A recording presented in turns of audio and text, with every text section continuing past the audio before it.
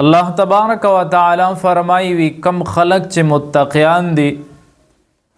وی کله چې دی ته شیطان وسوسه واچي نو وی پدی باندې داسې لګ یره شانتی ولګي او دی تر آیات چې فیدا هم مبصرون د زړه هغه سترګې کولو شي بینایي ورته وړاندې راشي مطلب دی ته د ګناه هغه علم وشي نو وی د دی د بینایي هغه سترګې کولو شي پدې کې معلومیږي دا یو د نیک عمل او دویم د ګناه نه پرهیز کول کم یو انسان ته چې علم او نشي د ګناه نه د پرهیز کولو نو د چې کله ګناه مباح ګڼي نو د بیا په هغه کې د توبې توفیق هم نه ملاويږي نو اصل شیز د ګناه علم حاصلول دی او چې کله د ګناه علم حاصل شنو الله لوی لوی جرمونه بیا معاف کوي حدیث کے رادی ابو سعید خدری رضی اللہ تعالیٰ عنہ فرمائی ویو پیرا نبی کریم صلی اللہ علیہ وآلہ وسلم دا بنی اسرائیل دا یو سڑی واقع راتا نکل کولا نبی کریم صلی اللہ علیہ وآلہ وسلم فرمائی ویو سڑے ویو کم سل قتلو نے کڑیو ویو کم سل قتلو نے کڑیو نو پا اغی کی اگر آوان نو اللہ چرتا تا بینائی نصیب کا کله چې بینایی ورته نصیب کیږي نو دی وی چې بس توبه وکاږم چاته وی ما ته عالم وخایا یا داسې نیک صالح سړی چې هغه لزلان شم زه توبه وکاږم چې زی یو کس ورته راهب وخولو وي دله لاړ شوي دی به درته لار وښي راهب ته چې کله وړاندې کیږي ورته وی زه توبې له راغلی یم ورته وی ننان مې قتلونه مې کړي دا ورته ستا توبه نه قبلیږي هغه نه یم سر والو سر پوره کړ چې کله سر پورا کو نو مخکې روان شه نو بیا یو بل کس نه تپوس کیا ورته یو عالم شته مخکې لرې ناست دی هغه له ورشه چې کله هغه له وړاندې ورغه ورته وی سل قتلونه مې کړي دي او توبه وکاږم او ورته وی د توبې په منځ کې هېڅ شیز حایل نشي جوړی خو چې کله د اخلاص نه توبه وکاږي الله دې قبلی هغه ورته وی مخکې عبادت گزاره خلق ناستی او خاص ځای ورته وښولو چې هلته لاړ شي محض عبادت به کې خو د خپل ښار ته واپس مه راځه ځکه د دې نحوست زیات دی بیا به د ګناه تړه کېږي په لار روان دی الله طرف نه فیصله وشوه وخت یې پوره شو وفات شه کله چې وفات کېږي د عذاب فرشتې هم راځي د رحمت فرشتې هم راځي د دواړو خپلو کې مکالمې دي یو وی زه به روح وړم بل وی زه به روح وړم په دې کې الله تبارک و تعالی ثالث درېمه فرشته راولېږي د دې په منځ کې فیصله یو ته وایي ته به څه کې تی ولې بوځې هغوی ده خو لا توبه ویستې نه ده صرف په نیت راوتی دی روان دی هلته رسېدلی هم نه دی دویم ته وایي دویم وی د چې کله اراده وکوي اراده هم د انسان دپاره نیکي د وي د توبه قبوله شوې ده درېیمه ورته ښځه وي ځمکه به کچ کو چې د کم سړي ځمکه کمه وه کمې ته زیات نږدې و بس هغه کس پې بوځي چې حساب یې وکړو نو ځمکه د توبې طرف ته چې روان و هغه کم و الله د جنت فیصله وکړه نو الله تبارک و تعالی د انسان د ګناه فیصله چې کله کوي نو هغه په توبه باندې کوي په دې کې د علماو اختلاف هم دی څوک وایي د قاتل توبه قبلیږي څوک وایي نه قبلیږي کبیره ګناه چې څومره هم دی څومره عظیم الشان ګناه ده نو هغه الله وایي زه د دې گناہ معافواله په توبه باندې کوم قل یا عبادی الذین اسرفوا علی انفسهم لا تقنطوا من رحمت الله الله یې زما بندگانو په خپل ځان باندې زیاتې کړي دی خو زما د رحمت نه مایوسه کیږي ما ان الله یغفر الذنوب جميعا الله ټول گناهونه د مفهوم انه هو الغفور الرحیم الله وی ز بخون کې او رحم کې ذاتم وی پتا سو باندې وز رحم کوم حدیث کې را دی ابو هريره رضی الله تعالی عنہ فرمای وی رسول الله مبارک وی قسم دې په اغازات باندې وی کتا سو گناه نه کوي الله بتا سو ختم کی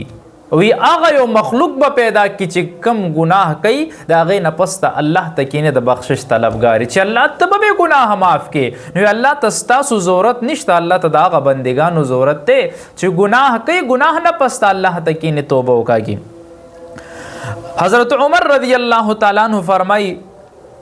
وی ما د نبی کریم صلی الله علیه و آله وسلم نه مې دا واقع شپږ اوه پیره اورېدلې د ویزه کې درته ویم وی بنی اسرائیلو کې یو کس وی کفل د دنمو. نو ډیرو علماو په دې جرم کړی د چې دینه هغه پیغمبر مراد نه دی ذوالکفل، ځکه چې انبیا د ګناه نه معصومین دی، دا یو ګناهګاره بندو. وی دې کفل یو خزنه خواهش پورا کولو، نو هغه چې کله راغه مجبوره ونه ورته وی چې ماله به دی ورته وی 80 دیناره بدل رقم دا غرض مې پوره کا. هغه مجبوره و، هغه ورته وی زه ټیک ده. چې کله دی هغه ښځې ته نږدې کېده، نو په هغه وخت کې هغه ښځې باندې رېږداره یره ولګېده. دی ورته وی څه وجه ده، ولې یریږي؟ ورته وی د الله نه یریږم. نو ورته وی چې ته د الله نه یریږي، هغه زمام رب دی. هغه ترې نه رستو شو، دا پیسې والا اسې ورکوي، نن ورځې نه بعد به زه کلم ګناه نه کوم. او په دې شپه کې دا کفل وفات کېږي. د بني اسرائیل وخت کې به چې کله څوک وفات شو، نو د هغې په دروازه به ولیکل اوس جنتي دی، جهنمي دی، بخښنې شوې ده نه ده شوې. نو الله تبارک وتعالی سهار چې دی وفات شوی دی، خلکو کتلې په دروازې لیکلي دي چې الله د کفل بخښنه وکړه. دې وجې نه د دې واقعې نه یو څو سبق معلومیږي. یو سبق خدا معلومیږي چې انسان د ګناه نه په زړه نه توبه وکړي، یا پړه کې یره راشي، نو الله د هغه یرې خوف د وجې نه د انسان بخښنه کوي. دویمه ده، کم انسان چې بے حیائی کې مبتلا کیږي، غلط عمل ته مبتلا کیږي، په هغه کې زیات کردار د فقر وي. چې انسان په غربت او فقر کې مبتلا شي، نو بیا هغه په دې کارونو کې مبتلا کیږي.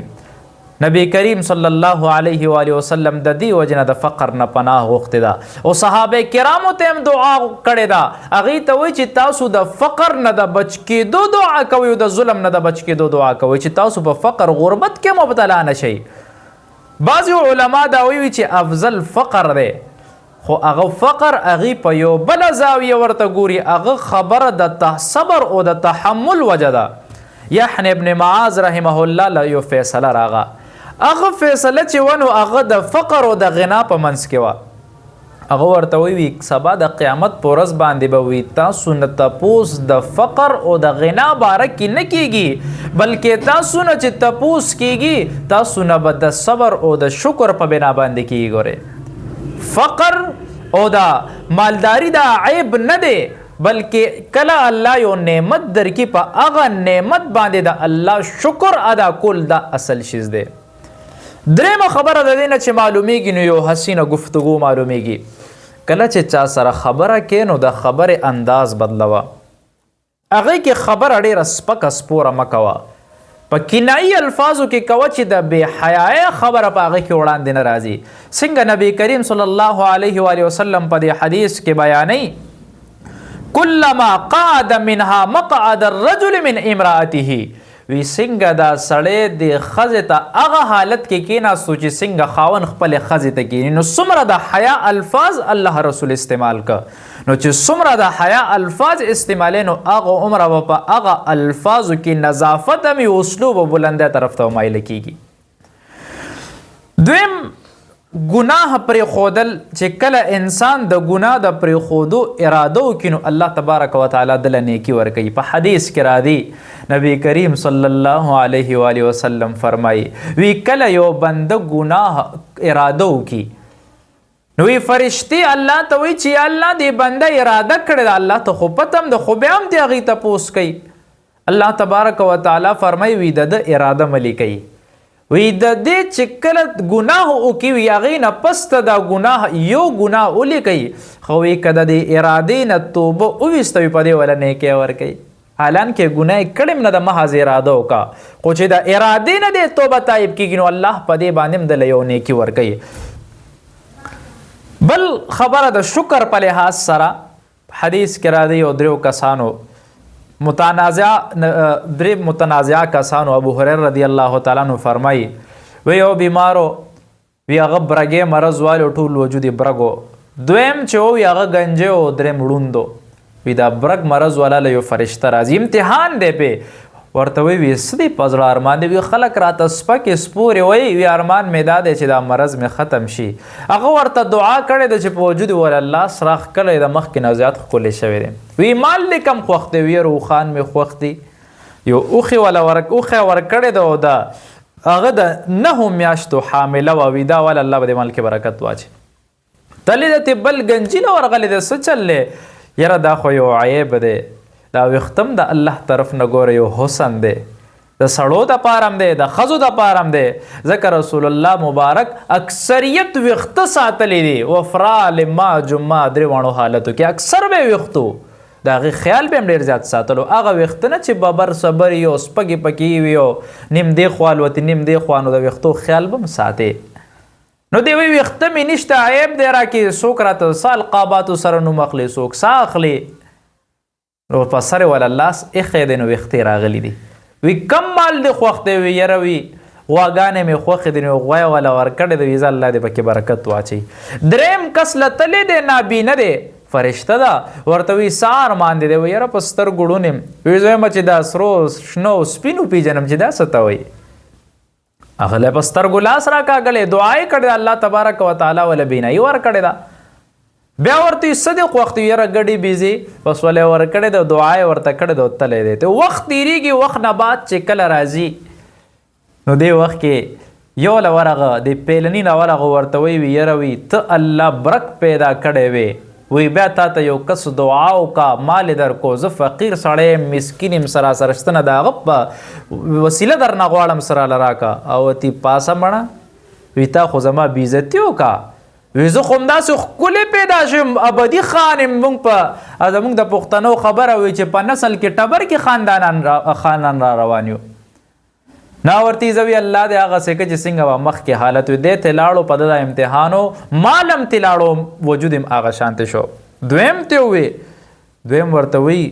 ته خو زما بېعزتي وکړه زه کله ګنجم څومره ښکلې حسین ویښته الله را کړی دی وایي دا مال وایي دا مې په خپلو مټو ګټلی دی دا خو زما مال دی هغه غریب لی ورنکه او فرشته و امتحانا راغلی وه هغه هم تیزي هغه ورته وي زه الله دې په مخکې حالت که مالم تی نه ځي ویښتم تی نه ځي دریم له راغه ورته وي ته نابینه وي بېشکه نابینه وم الله دله بینایي درکه الحمدلله وي زما رب راله راکړې ده وي زه فقیر راغلی یم او وي سراسره شته نه وي دا ګډې بیزي چې کم رب درکړي د هغه په نوم راله یو راکه وي ټولې واله چې د هغه په نوم باندې اخلي د هغه د نوم نه خو سلوي نشته دی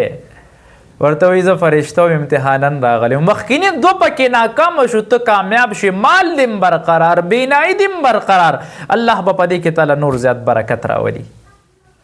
ازمایش په انسان باندې راځي